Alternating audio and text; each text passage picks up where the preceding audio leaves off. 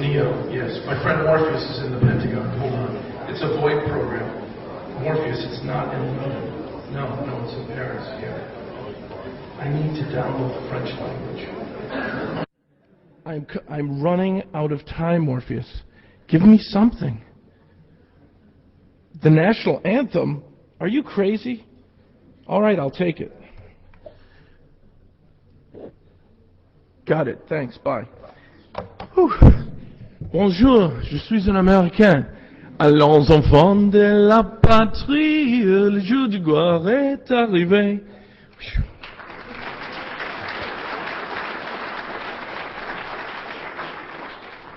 There's more.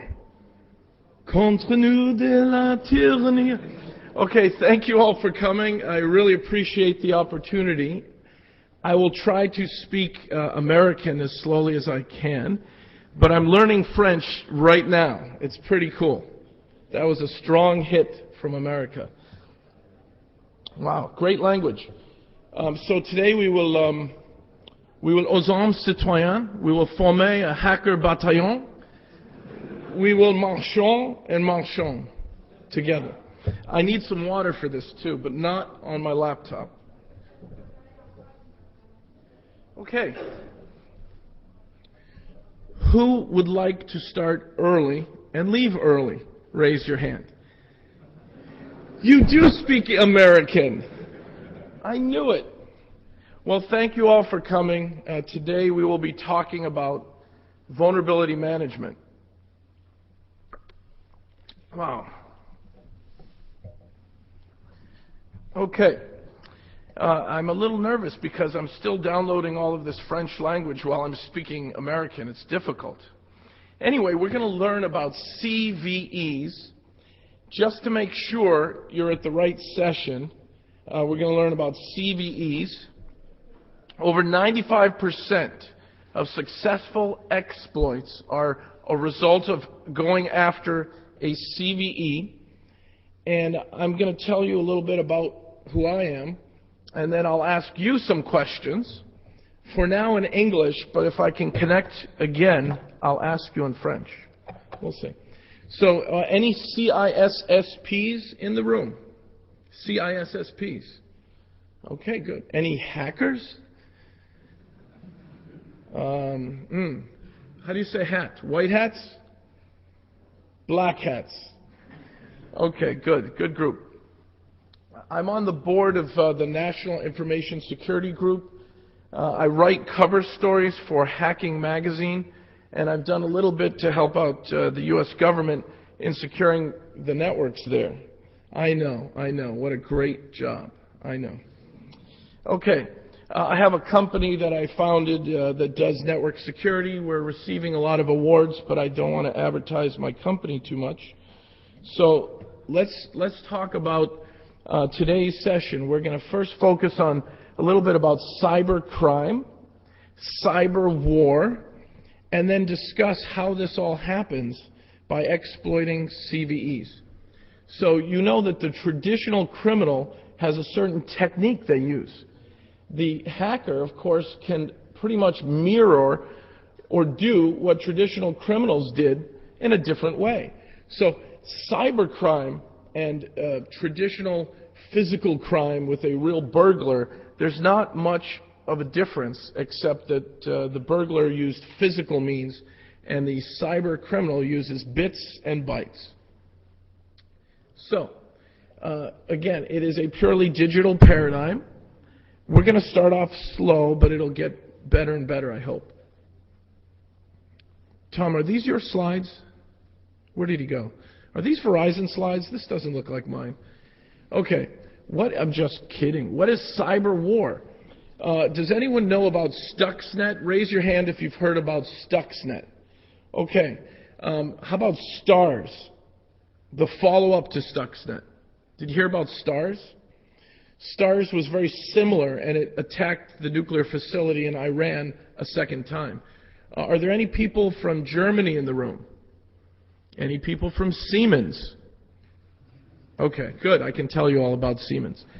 So every government, as you know, I've met some wonderful folks last night who are with the French military intelligence and protecting French networks from attack. And, you know, this is a big issue worldwide, that you can actually cause a nuclear facility to go Fukushima from an attack called Stuxnet, a worm. And I will show you how Stuxnet works, exploiting vulnerabilities. Hopefully Disney's power will not go out.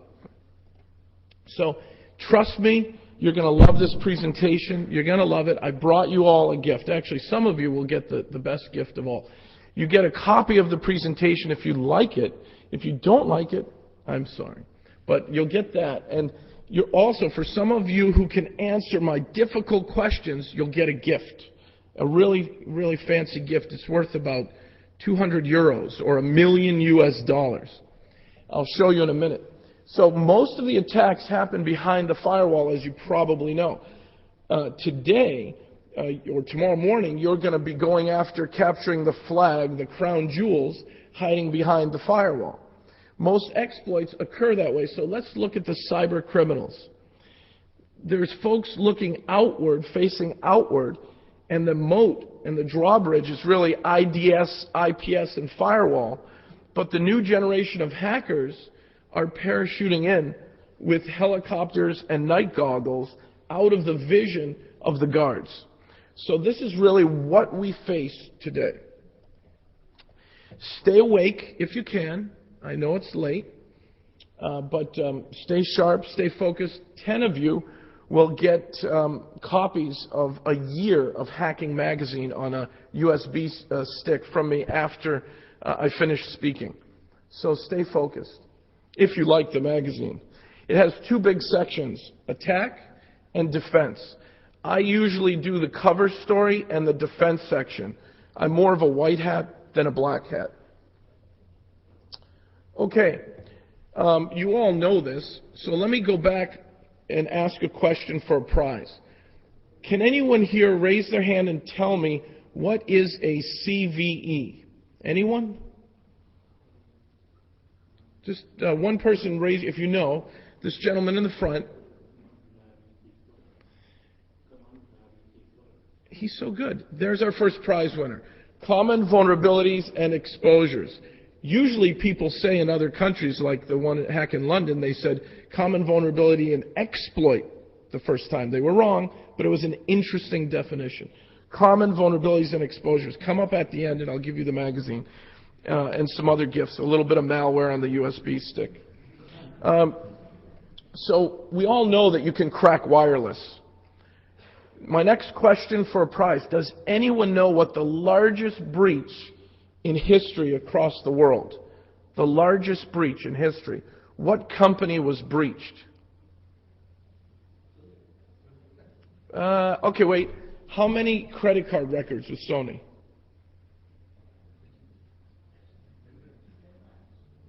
Who said that? You're our winner. Could you say that a little louder? Wait a minute. Are you from London? It's TK Maxx in London, isn't it? You've been breached too. So TJ Maxx, that breach was hackers sitting in the parking lot using a chips or Pringles can aimed at the Wi-Fi, the Cisco wireless router of the retail store. They spoofed the MAC address of the barcode scanner that you use to scan inventory. And that breach was 100 million credit cards. 100 million. So nothing's really secure, especially Wi-Fi. I'll show you some wireless vulnerabilities today as well. Now, VoIP is very insecure. We've got eavesdropping, denial of service, and of course exploiting VoIP CVEs. Well, I'll save the next question and the next prize a few slides out, but there are so many known vulnerabilities, CVEs, in the wild that it's easy to exploit. In fact, some of you tomorrow are going to win the prize because you use tools to find these CVEs.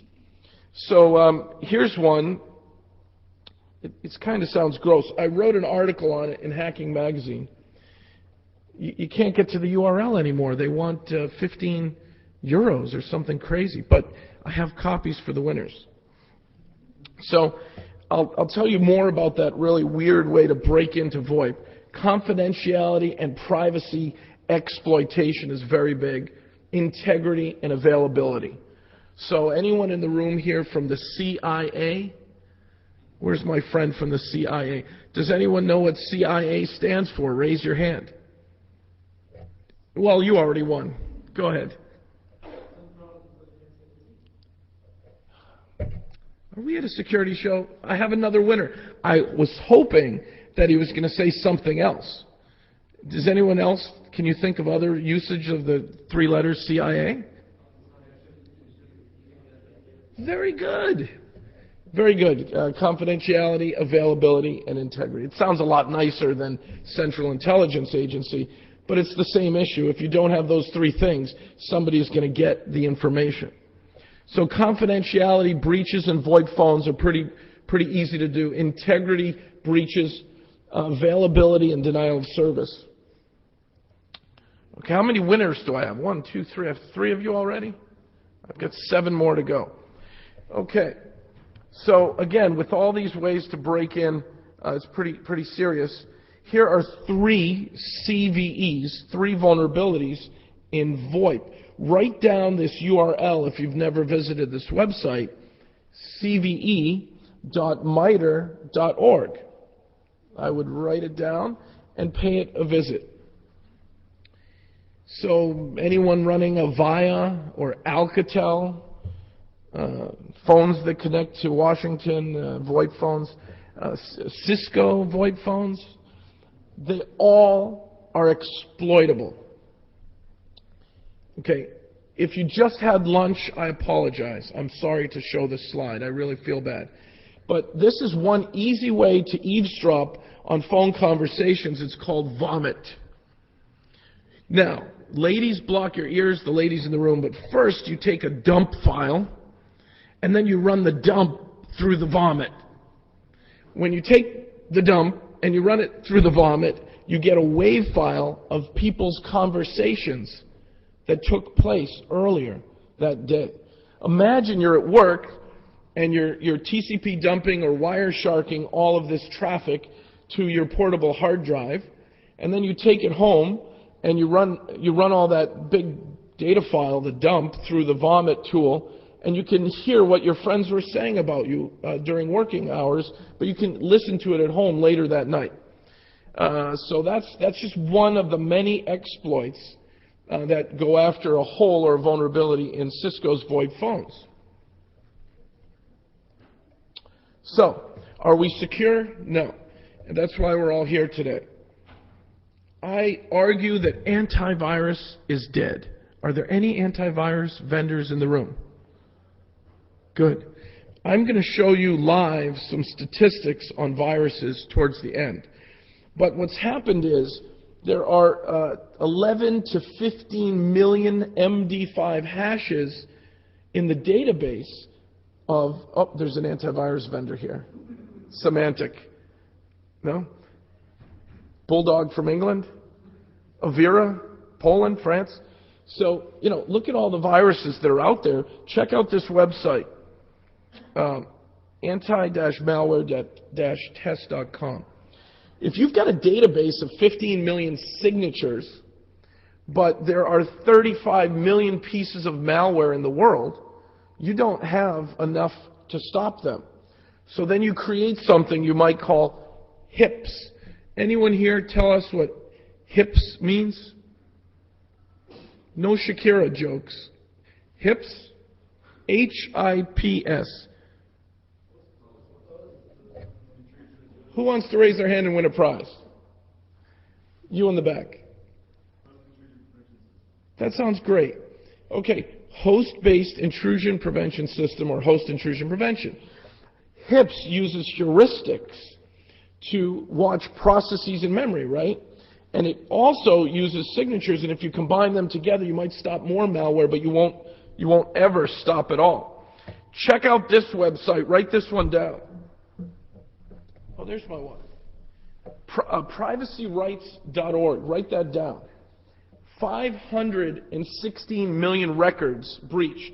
You can look at hospitals, government agencies, insurance companies, banks, retail, e-tail, you name it, schools. Good news to the folks here from Europe, this list is only the breaches in America. I wonder how many breaches are happening out here. I don't know. Nobody wants to put up a website. I go to the EU, I start discussing it, and they kick me out. They don't want a website listing all the breaches, but for some reason America does. Open source, open numbers. So how many banks have been breached in France today? Anyone know? Would you like to go into your central bank and move some money? Raise your hand. Anyone? Nobody wants to do it because there's military here. We're going to do that, but we're not going to move the money. I'll show you how to do that as well. Okay, retail, e-tail, I believe, is your number one target because there's so many CVEs and because they have to run Wi-Fi. So a barcode scanner has a MAC address, an operating system, wireless.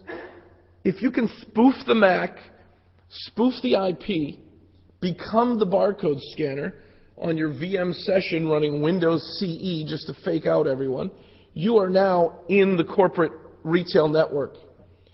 So if you want to order a giraffe from Harrods, the easiest way is to go fake that you're their wireless router and hack after their vulnerabilities or spoof devices. I think, although retail's the number one target, I think that hospitals are the easiest exploited because hospitals have open Wi-Fi all the time. Now, there's not enough teeth yet in regulations to stop the hackers, so I think retail gets hit the most, more than banks. But I think hospital is the easiest to break into. So if you're worried about your medical records, just go change them. Okay, cloud computing. Cloud is a cyber magnet. I'd even like to ask someone, does anyone here know what the cloud is? Raise your hand. Can anyone give me a sentence on the cloud? Is it the internet? What do they mean by elasticity or extensibility? Peer and private clouds. It's all about virtual machines running on the internet in some data center at an ISP, right? Or it's your data center. So here you are with VM. Does anyone know if there are VM vulnerabilities? Tomorrow you're going to have to exploit some VM vulnerabilities. Hint, hint, hint. Nuit de Paris, exploit VM vulnerabilities. You didn't hear that from me. So again, hospitals are easy. Why am I going backwards? Sorry. We're going to be here for a few more hours if this keeps happening. Virtual machines are the best place to exploit today because everyone is so excited about the cloud. And I will show you some VM vulnerabilities in about a few minutes. Critical infrastructure bullseye. I wrote an article on this, and there's information on SC Magazine. If you want my PowerPoint, it'll have the hyperlinks available to you. And there's no phishing attacks in my hyperlinks, trust me. So if you just Google HILF, EMP, HERF, and CEE, can anyone pick any one of those acronyms and just raise your hand? Tell us what one of those are. Okay. Come on. High energy radio frequency, electromagnetic pulse, high intensity, low frequency. Keep going. But CEE doesn't matter, that's minor. All right, fine. Wow, that guy was good. They should use him as a keynote speaker. What's your name, sir? Just kidding. You don't ask the name of Win Shortow. Come on, everybody. Let's give him a round of applause. Win, thank you.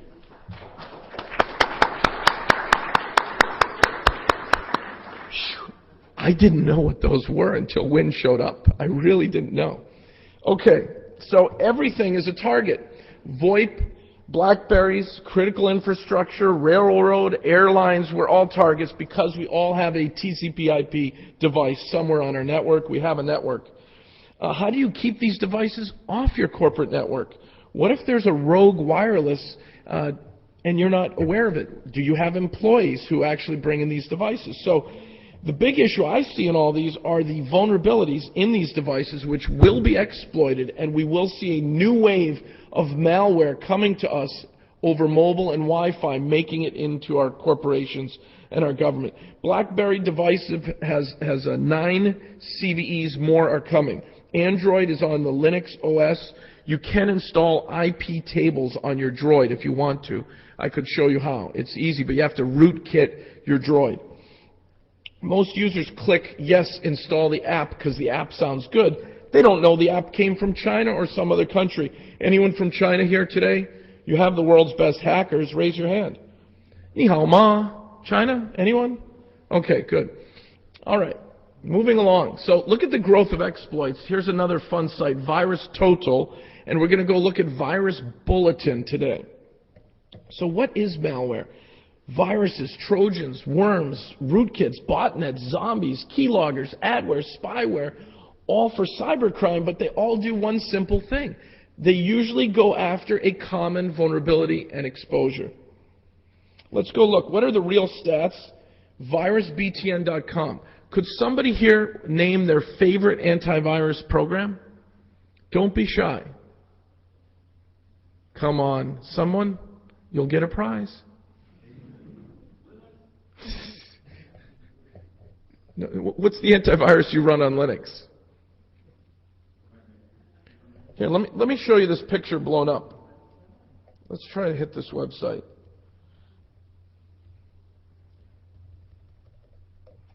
Okay, virusbtn.com just finished 7 months of testing 69 antivirus programs. So for those of you running McAfee, you're down here in the 75% ability to detect unknown zero-day malware, McAfee. And I'm not picking on them, I'm just choosing one that I know. And McAfee is at the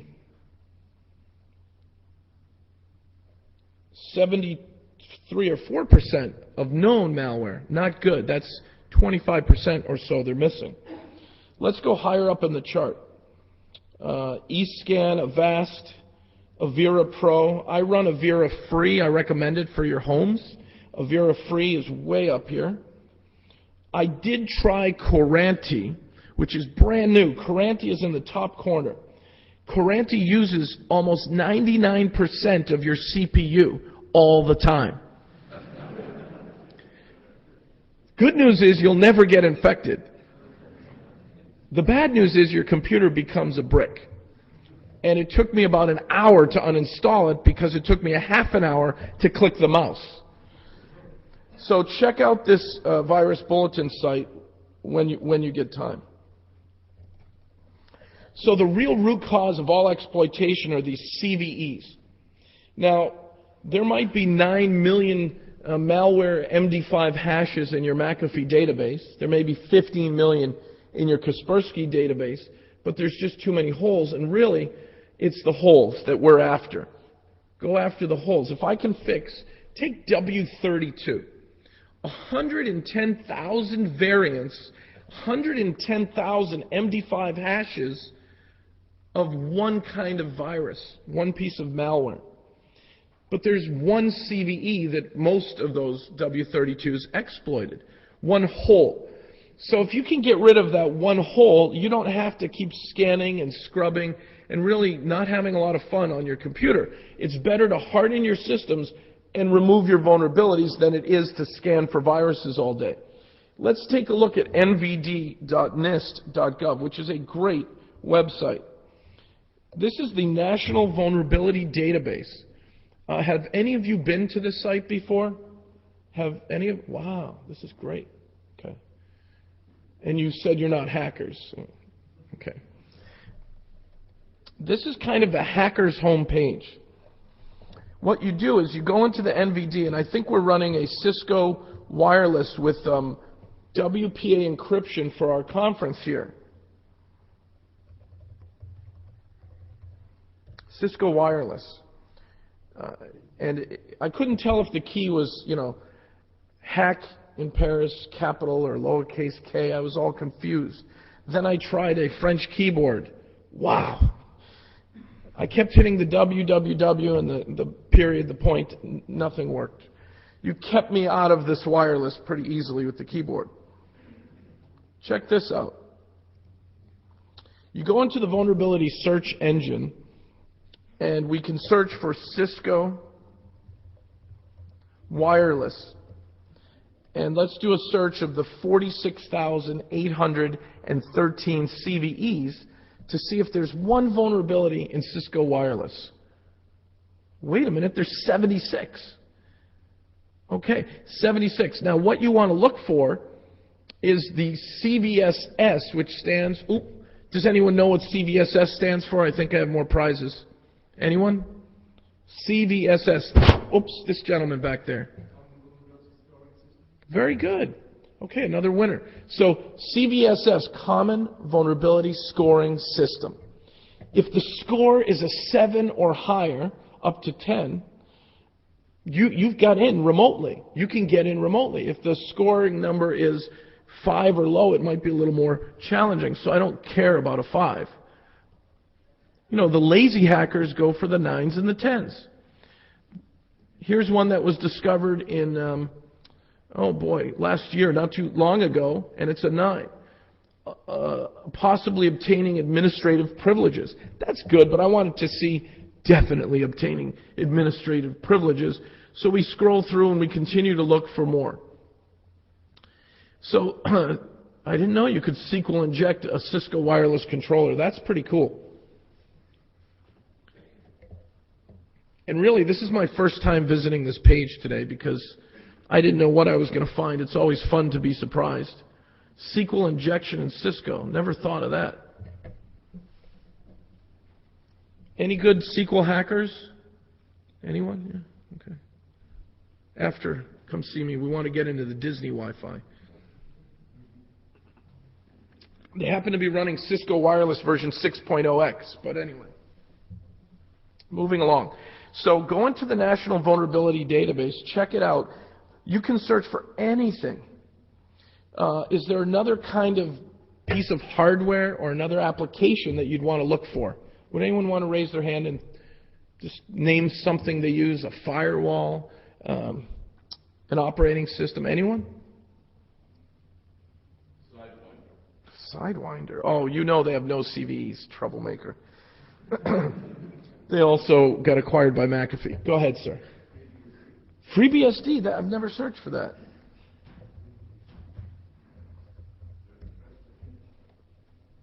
Let's do a search here. There are 439 vulnerabilities that relate to or connect to that keyword FreeBSD. We're going to have to do a little digging. Here's one. This one was discovered, what month are we in? Still June? So last month, the make mask function in mountd.c has a medium level vulnerability. And you can click on the link, you can study, it shows you tools, shows you how to break in. We're not really here to hack today, are we? So let's move on. No, I really know that there is the Paris military, and I think they have guns. I want to behave. Okay, so CVEs are the key. There is an exponential growth, and then we have 0-day. Good, AV test, good stuff. Okay, let's move on. So I would argue that your traditional countermeasure fails. Tomorrow, if you capture the flag, you've probably made it past an antivirus program, past a firewall, past an IDS program, and you're going to be in. December 2010, 13 of the top IPSs were tested by NSS Labs. You can get a copy of the report. They caught 62% of the attacks, and that was up from 45% the year before. Wow, congratulations, IPSs. You're doing a great job. Wait a minute, in school, I used to get a D- for that. That's not so good, is it? So, c'est la vie. UTM firewalls and IPSs are exploitable. We can search for those. I don't know about Sidewinder from someone who's probably using it in the back, but most firewalls have known vulnerabilities. So use the NVD when you can. There are Microsoft application layer vulnerabilities, and what I want to show you today is I've just installed Oval. Can anyone tell me what Oval stands for? Anyone? Did I write it on the slide? Hopefully not. Anyone? I think I have another prize. OVAL. How about OVALTINE? One's a drink. Okay, Oval stands for Open Vulnerability Assessment Language. We're going to run a free Oval engine on my laptop, and we're going to see what vulnerabilities I got. I just bought this, installed a little bit of software. It's a netbook. It doesn't have a lot of memory. I recommend to run Oval. You have more than a gig of memory. Oval uses about 500 megs. It's not incredibly well written for the purpose of performance or integrity. It's written as a free open tool, so you can write your own tools that use this language. And I'll show you the language and how it works in a minute. Before we get to Oval, let's look at the risk formula. This is an immutable law unless Win challenges it today. This law is real solid. Risk equals threats times vulnerabilities times assets. The threats you're going to face, threats are cyber criminals, malicious insiders like the cleaning company who goes into the bank at 7 p.m. tonight. They're cleaning the bank, and they have family in Brazil or somewhere who says, these cyber criminals told us if you just stick this USB stick into one of the bank's computers, we might get a lot of money down here in Brazil where money really matters. So that's a threat. That's a malicious insider. Or somebody who unplugs a VoIP phone in the conference room of your government agency and plugs in their laptop and starts hacking. You're supposed to separate your voice network from your corporate network, but who does it? Right? You're supposed to, there's a recommendation on NIST. NIST has a recommendation that VoIP must be on its own VLAN. We're all starting to do that. But they also say it must have its own firewall. It must have its own network connections to the outside. It must be separate from the intranet. But who does it? Because we're all saving money. So somebody getting onto the VoIP network might also compromise a vulnerability in the switch itself, because switches are running operating systems. Managed switches are hackable. Some of you probably do it regularly. Vulnerabilities in switches, another example. And all the assets, people, devices. So use the risk formula to show to your boss you're keeping an eye on your network and your corporate assets. It keeps going backwards. Okay. Somebody swapped my keyboard and mouse. So everybody can be exploited because of these vulnerabilities. According to the U.S. CERT, SANS, FBI, and MITRE, over 95% of breaches are going after these CVEs, and most of these CVEs are breached behind the firewall. So what is CVE? CVE is an international standard. It's accepted worldwide. There's 46,813 entries in the CVE database for every kind of device in the world except Win Sidewinder. But he's right, it's good. And then we can find our holes and we can fix our holes. So check out the CVE. Here's the unique names going up and up and up every year. This is the CVE database entries. So more companies have more holes than ever. Okay, and you can go look at the CVE list. Where does all this CVE information come from? So what happens off the loading dock, this is just an analogy, is they get about 800 new submissions per month from a bunch of companies that are being reported to. I think Tom in his presentation found a vulnerability in Adobe. So that vulnerability, he should have also reported it not just to Adobe but to MITRE, because then it would be listed as a CVE, which would force the vendor to try to fix the problem. Okay. Now we're going to get into the hacking and the fun stuff. Okay, back to Oval. Oval is a free tool. It's really a language. We have an XML schema, and it standardizes sharing of vulnerability information on the host. You might run Nessus or Qualys or Foundstone in a remote way, but locally on that computer, you're going to run Oval on the computer locally. And I think one of the prior speakers, my new friend, has a plan. He's going to put Oval on a USB stick and go around the office checking hosts. So that's a cool idea. The repository is smaller than the CVE database. The CVE database is all-inclusive, 46,000 holes. Oval has about 10,000 locally exploitable host-based vulnerabilities. That's malware exploiting locally, social engineering local exploits, what do they call spear phishing now? And then, of course, these holes are your favorite applications.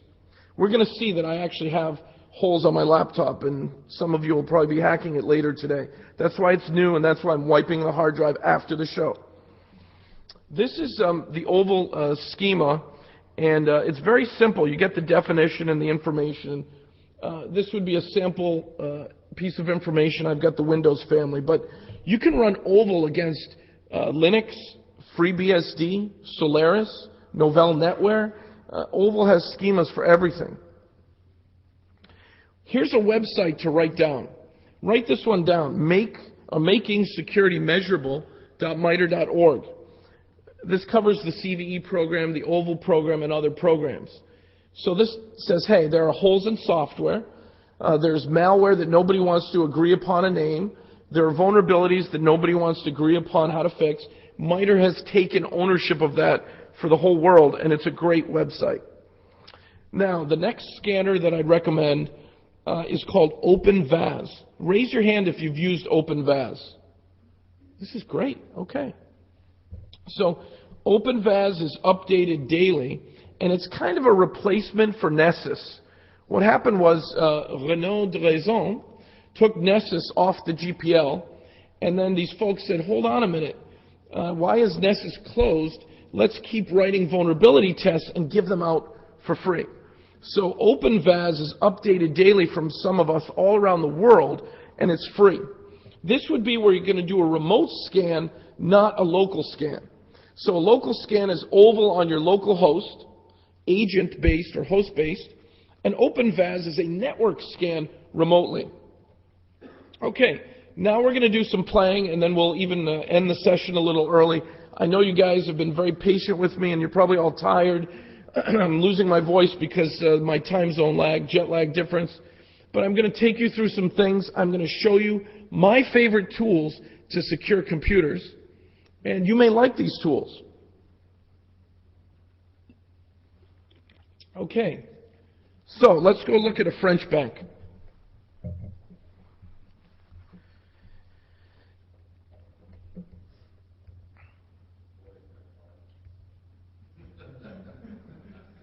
Does someone have a name for a French bank? Oops, those are my holes.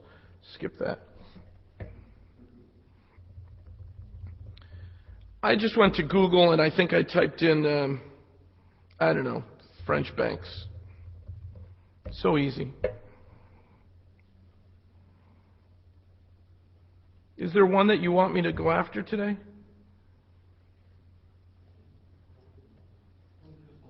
How do I spell it? How would you spell it?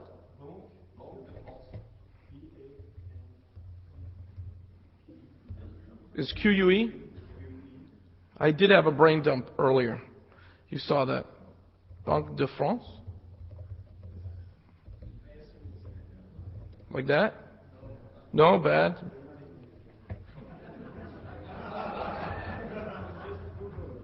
All right, okay. I'm glad you folks have a good sense of humor.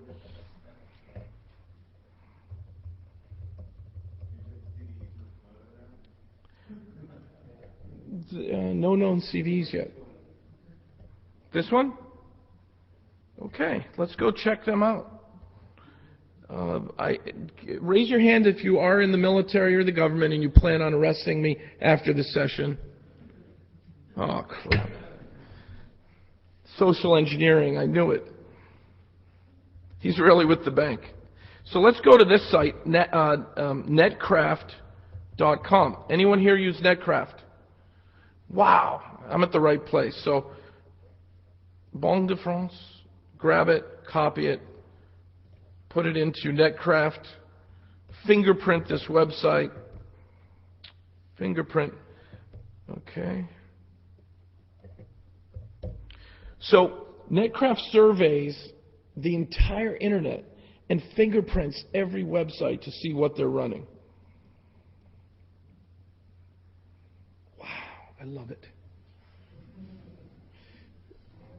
Now, unless they're faking this out with some VM and some headers, they're running Microsoft IIS version 6, last updated on January 28th, 2011. It looks like they skipped a few months during holidays, and they don't update their web server very frequently. If you work for Banque de France in the IT staff, you're in trouble. Not a lot of updates. So then we're going to go to the National Vulnerability Database, and we're going to look for vulnerabilities in what? What would we search for? Vulnerabilities in the F5 load balancer, perhaps? Which is running FreeBSD, by the way, F5. Are we going to go after the vulnerabilities in Microsoft IIS version 6? Okay, smart people.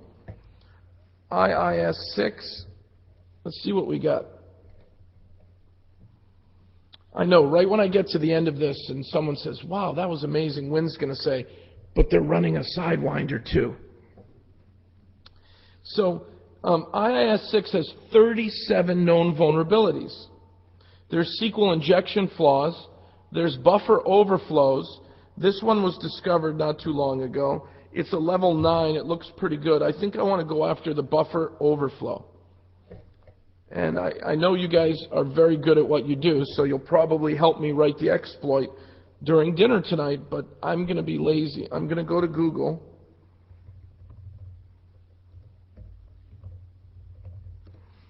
And I'm going to look for Hack IIS 6 download. So out of those vulnerabilities that are out there, one of the first links, there are 526,000 links to hacking IIS 6. One of those will tell us how to do it. In the US, when I do this browse in Google, I usually get results slightly different. My favorite site for this is called Government Security.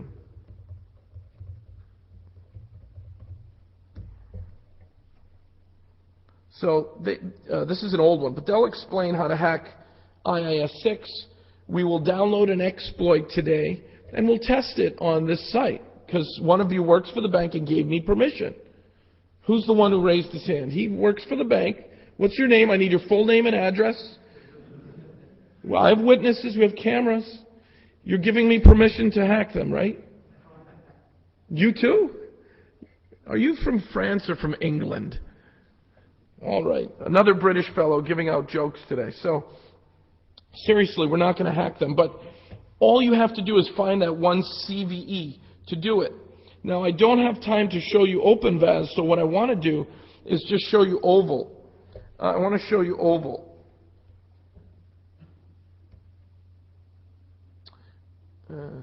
Okay. We'll do this page here. Oval.miter.org. Okay? What? Did I type that wrong? Somebody's hacked me already. Thanks, Wynn. Thanks a lot. You guys are good. You're real good. Go to Oval and download the Oval language interpreter. It doesn't interpret English or American very well, but it does interpret vulnerabilities. Once you grab the Oval interpreter, you're going to want to pick out the interpreter for your operating system. I'm running Windows 7. I grabbed ovaldi.exe, and I literally installed it. I was out there in the hallway working on it today on my new laptop. And if we go to my program files,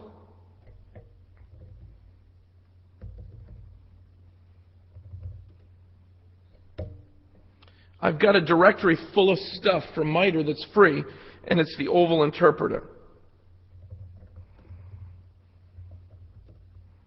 I liked being called Monsieur Gary, and then they gave me this long last name. Did you notice for one day here I was just Gary? That was cool. But look at the name there. Can anyone pronounce that? It's very long. I use it almost as a crypto keyword.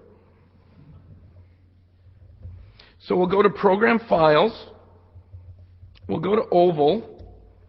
And here's the stuff. Whoops. I just downloaded it today.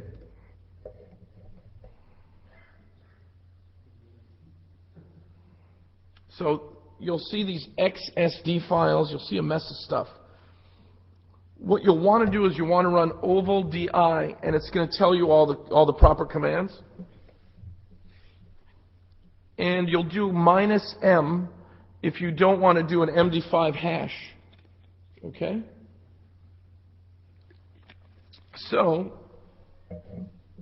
you say oval, and you have to download your definition file. What operating system are you running? So the full definition file is a huge file. You don't want the full file. It's 46 megs. I downloaded it. I ran oval. I don't want to kill my computer, but you just run ovaldi -M. It goes after the definition file. My CPU, the whole thing's going to crash now. It validates the schema. It does its work, and when it's done, this is the results file. Okay? And this is for real. Look at the time I did that today. So, you know. Now you guys have every piece of information you want to hack my computer. When you see a result is true, it means, yes, I have that program. When you see a result is false, I don't. Or I have that vulnerability. So the inventory of this brand new netbook, I've got Mozilla Firefox, I've got Adobe Reader, all nice stuff. Now look at the CVEs I have. Adobe Flash Player Memory Vulnerability. Okay, thanks, Tom, wherever you are. It knows that I have Winamp installed. Look at how it has every piece of information. This is the HTML results, but you can take the XML results and use some translation or conversion tools and pull this into a centralized database or repository. So vulnerability management is about network-based vulnerabilities and local host-based vulnerabilities. My host needs a lot of fixing. I have a Microsoft HID driver vulnerability. Let's see what that is. I didn't even know what that was. I think it's that little mouse thing in the middle. It has a vulnerability in the driver. Okay, it's listed as a candidate, so that's good news. A CAN, C-A-N, versus a CVE means it's up for discussion, but it has not been approved as a easily or tested exploitable vulnerability.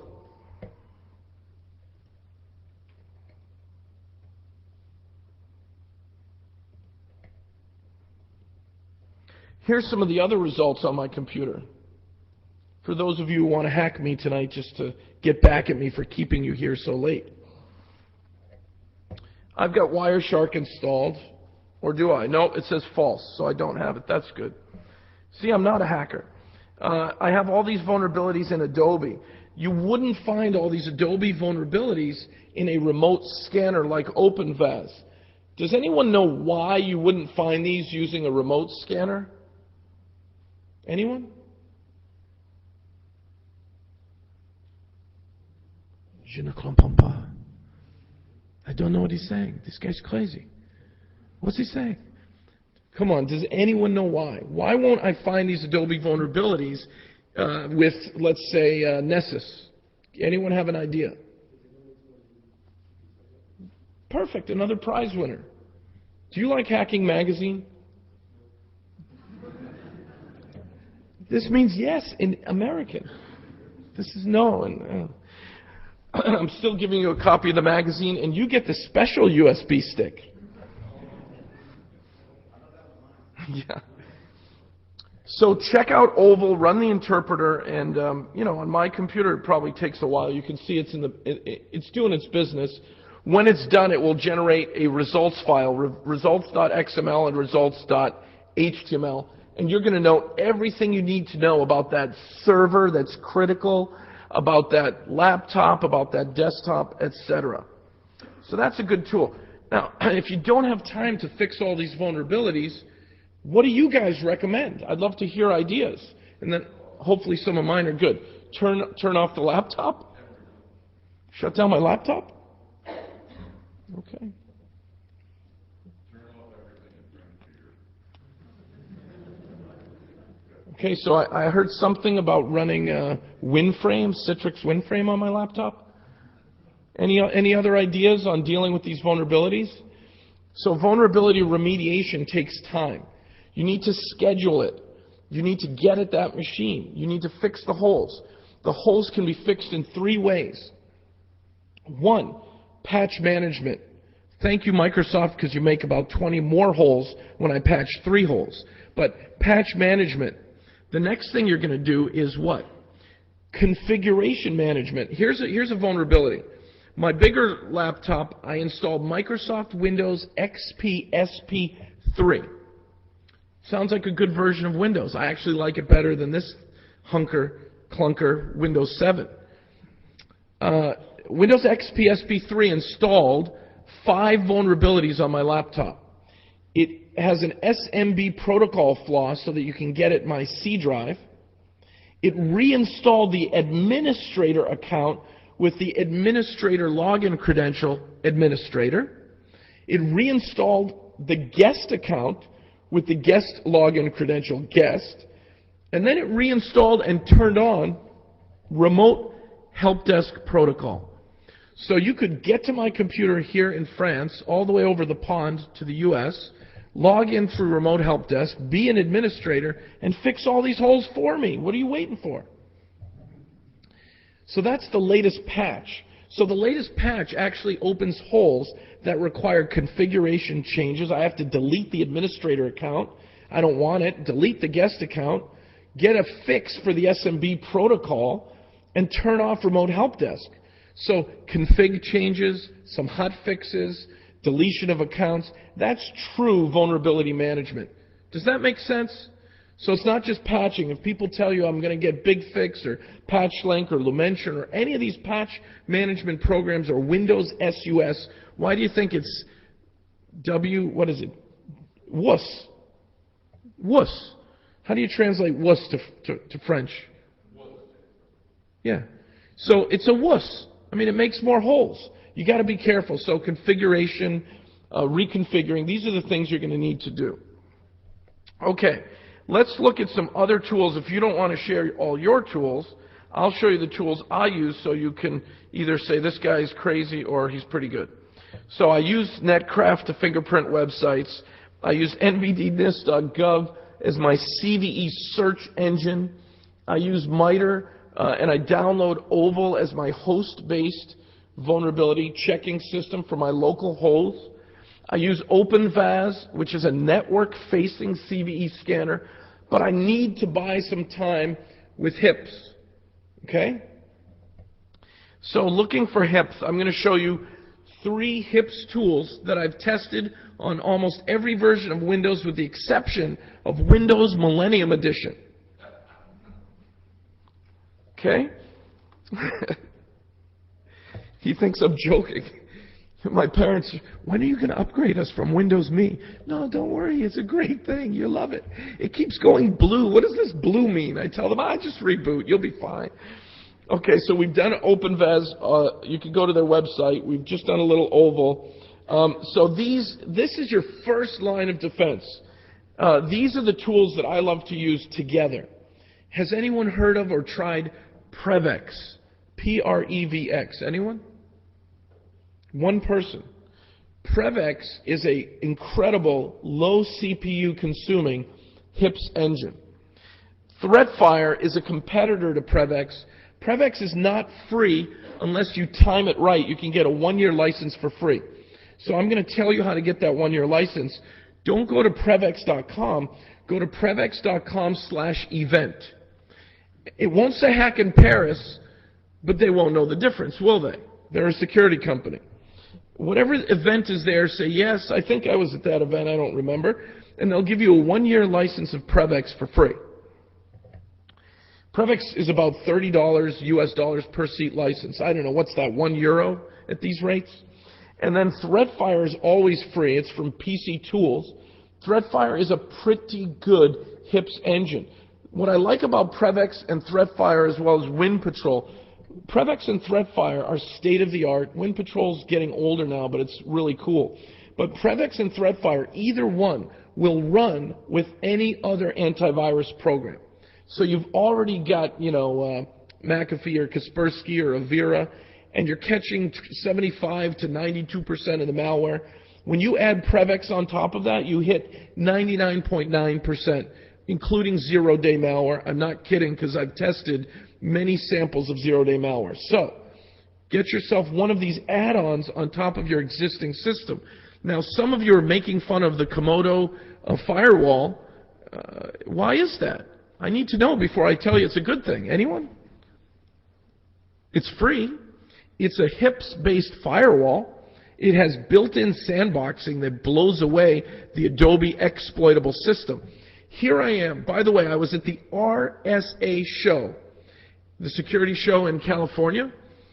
I went up to the Adobe people and I just shook their hands. Thank you so much. They said, what are you thanking me for? I said, you put all these companies in business. Everyone here at the security show is in business because of Acrobat. And they said, no, we're here with a new version, Acrobat 10. It's only going to take up half of your hard drive, and you'll be able to open up a PDF file. So I said, well, have you ever heard of Foxit? Do you guys, whoops, who crashed? Oh, no, that's Oval. I forgot to tell you. You have to have more than a gig of memory. Didn't I say that? Yeah. So Oval is about to finish, and it's going to, so is my presentation. Good timing. Oval is using up as much memory as it can. This is a little tiny netbook, folks. Come on. Don't expect me to be able to run like Linux on that thing. So, okay, maybe BSD. Yeah, so very happy Oval scanner. So the Oval scanner is near finishing, and it's going through its final XML file right now and rebuilding it. So you get that results file, and it's using up all the memory of Windows. Like I said, you got to have more than a gig of memory. So check out Prevex, check out ThreatFire. The Komodo firewall is free. It's free. It has sandboxing technology. That's your first line of defense. While you find some time to fix your vulnerabilities, while you document that, if you can just document that last week I found 18 holes on my Windows Server 2003, but because I've closed those holes, except for a few, because I'm still waiting for fixes from Microsoft, now I'm down to 5 holes, and you put that in writing, that is good vulnerability management. Find your holes, fix your holes, document so that you can be preemptive and proactive. So with that said, I would love to open this up if there are any other questions at all. Are there any questions, anybody, other than Win Schwartau, our keynote speaker, who's amazing? No, this is a serious question that you may not be aware of. In Germany, there are certain laws against using these kind of tools, and the EU Commission is now discussing making these same tools potentially illegal across the EU. Perfect timing. How can, I think, a discussion perhaps between you and the audience of what do we do, what do they do when these tools are dual use, both security and anti-security? That is an excellent question. You know, they kicked me out of the EU last time I tried to discuss it with them, Win. And I'm on a database now. I'm doing just what you're doing. I go through TSA, and what an experience. The white glove treatment. So I think Win's question is serious, and I'm trying to make a joke. Sorry, Win. we need to educate. We need to educate our governments.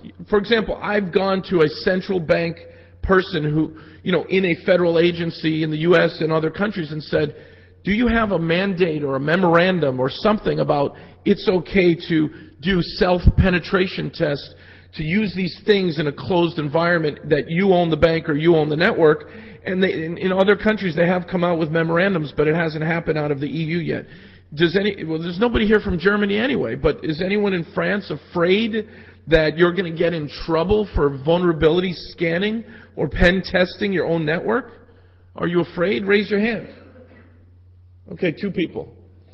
So the military will be escorting you out back. But, Wynn, that was excellent. Any other questions?